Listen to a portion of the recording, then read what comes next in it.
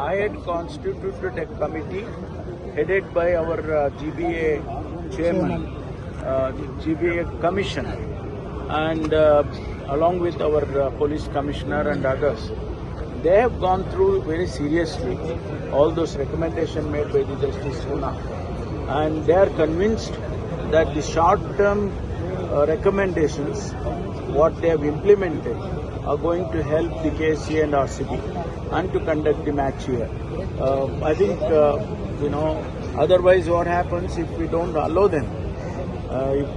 Bangalore will definitely get a bad name. Is the stadium premises clear now, sir? I only appeal to the cricket fans to see that you come and see the matches, don't involve in any other activities, and don't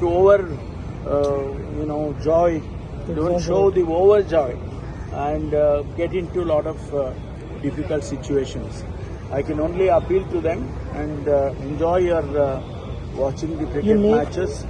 And Bangalore has always been a very quiet and nice place in the cricket fraternity. So I request them to participate, but enjoy.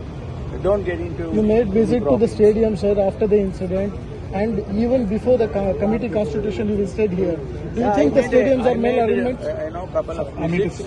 All the SOPs are followed, sir. After the incident happened, and after that also, after they started the work, I myself have visited, and our commissioners, both the BBMP chief commissioner and also our police commissioner, and few others like PWD, electrical department, and BWSSB, all these people, along with RCB, along with KCA, they have visited, more than I think 5 times, Yes. and they are satisfied at the moment.